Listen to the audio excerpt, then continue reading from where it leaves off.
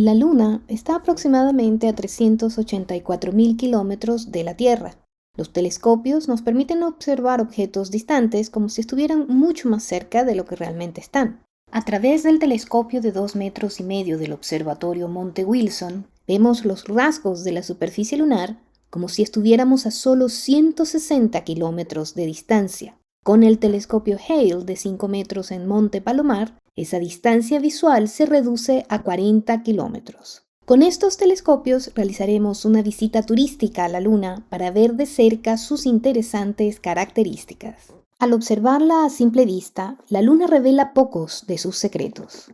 Muestra grandes áreas oscuras rodeadas por regiones brillantes. Las zonas claras y oscuras forman una figura que, de acuerdo con la imaginación individual, recibe diferentes nombres, entre otros el de el hombre de la Luna. El primer telescopio fue construido por Galileo. Tenía 5 centímetros de diámetro y 30 aumentos. Observando la Luna a través de este telescopio en el año 1609, Galileo pensó que era un mundo semejante a la Tierra. Por eso llamó Maria o mares a las áreas oscuras, pensando que eran masas de agua como los océanos de la Tierra.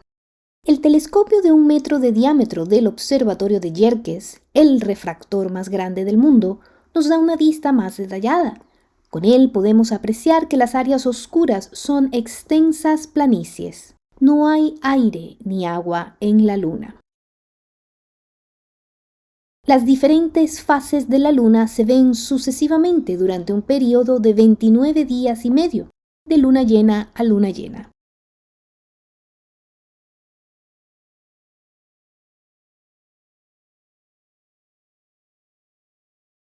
En esta gran cúpula del observatorio Monte Wilson está ubicado uno de los más grandes telescopios del mundo, el reflector de 2,5 metros. A través de este telescopio, la superficie de la Luna parece estar solamente a 160 kilómetros de distancia. Es un instrumento muy grande que pesa más de 100 toneladas.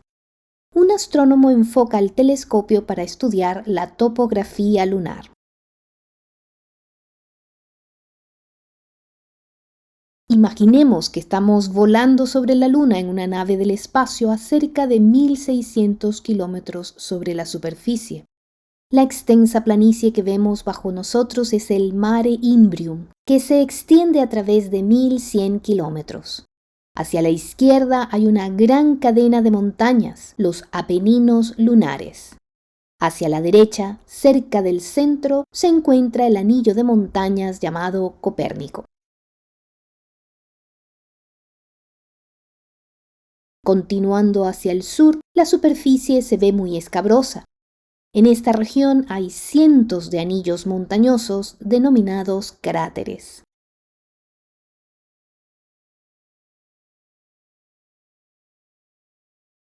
Mirando hacia el polo sur durante la luna llena, vemos un fino despliegue de brillantes rayos de luz que se extienden desde el cráter Tycho. Estos son los rayos. Uno de ellos mide 2.240 kilómetros de largo. Hay también ranuras o grietas, que son hendiduras en la superficie de la Luna. Hacia la derecha vemos 3 de estas grandes hendiduras. Al lado de un pequeño cráter montañoso vemos un gran número de hendiduras que se produjeron tal vez cuando este anillo montañoso emergió de la superficie. Aquí hay una grieta de 160 kilómetros de longitud. Estas grietas se extienden a través de varios kilómetros y tienen una profundidad desconocida. Esta es la muralla recta, que lanza una sombra oscura cuando el sol la ilumina por el lado izquierdo. Aquí, en cambio, la luz del sol brilla desde el lado opuesto, iluminando la faz del risco, que tiene 100 kilómetros de largo y 150 metros de altura. El telescopio de 2,5 metros de diámetro nos da esta vista más detallada. Hacia la derecha, un desfiladero de 120 kilómetros, cortado a través de los altos picachos de los Alpes lunares, forma el Valle Alpino. Al volver hacia el Mare Imbrium, tenemos una visión de muchos cráteres interesantes. Agudos picachos se elevan desde el amplio suelo hasta una altura de 2.000 a 2.500 metros. La luz del sol ilumina la cima del picacho central de Aristillus. En el extremo superior, a la izquierda, aparecen de nuevo los Apeninos lunares.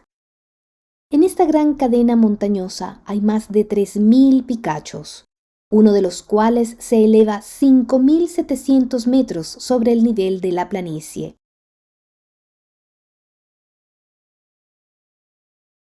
Dirigiéndose hacia el Mare Serenitatis, vemos un cordón serpenteante, seguramente ocasionado por movimientos de la superficie, muy semejantes a los que hicieron emigrar los cerros y montañas para formar la estructura geológica de la Tierra. Encontramos en la Luna evidencia de diferentes períodos de actividad al observar los antiguos anillos de cráteres en el Mare Nubium, actualmente casi cubiertos por las cenizas caídas posteriormente.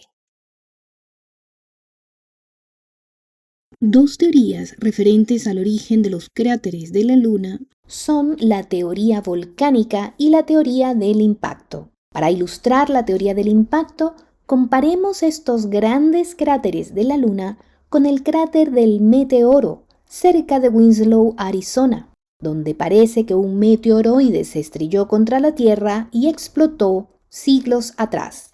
Esta hondonada tiene un diámetro de 1.300 metros y un poco más de 150 metros de profundidad. Resulta muy pequeña si se le compara con algunos de los cráteres de la Luna que tienen 130 kilómetros de diámetro y 4.500 metros de profundidad, pero en apariencia existe una similitud entre ellos.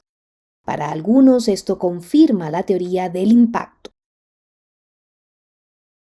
Volando de nuevo a cerca de 160 kilómetros de la superficie, vemos a Ptolomeo, que tiene cerca de 150 kilómetros de diámetro y está prácticamente lleno hasta el borde de material.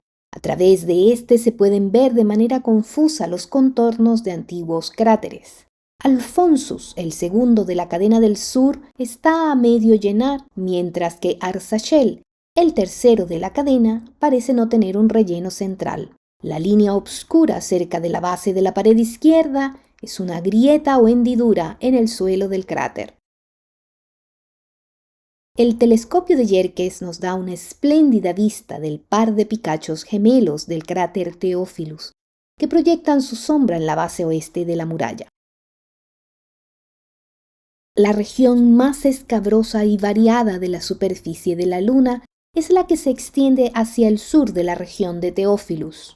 Aquí hay miles de cráteres, grandes y pequeños, que están entremezclados desde el limbo hasta el centro del disco.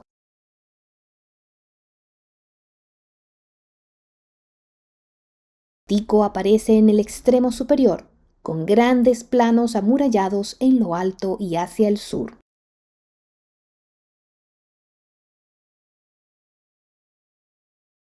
Bajo nosotros vemos una gran región escabrosa con el gran anillo de montañas, Tycho, en el centro. Una vista más cercana muestra las paredes interiores terraplenadas. Y con el telescopio de 2.5 metros de Monte Wilson, vemos este cráter de 86 kilómetros como desde una plataforma situada a 160 kilómetros sobre los picachos rocosos. Las grandes planicies amuralladas son enormes cuencas que se extienden bajo el nivel de la superficie que las rodea.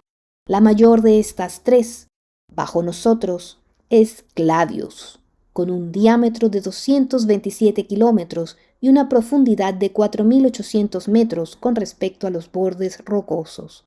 Observando esta ancha cuenca con el telescopio de 2.5 metros, se ven muchos cráteres pequeños en su interior, algunos de ellos con un diámetro de solo 400 metros. Mirando ahora por el telescopio de 5 metros del observatorio de Monte Palomar, vemos un suelo más o menos parejo. Dos cráteres cortan las murallas de la cuenca. Estos tienen un diámetro de 40 y 48 kilómetros.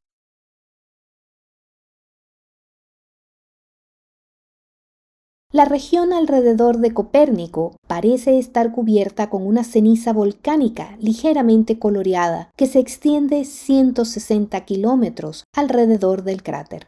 A través del telescopio de Monte Wilson podemos ver en el interior del cráter 7 pequeñas elevaciones.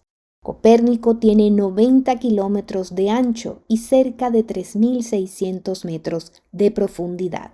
El telescopio Hale de 5 metros de Monte Palomar nos da una visión emocionante al mirar directamente dentro de este cráter. Las elevaciones son pequeñas montañas que alcanzan una altura de 600 y hasta 900 metros.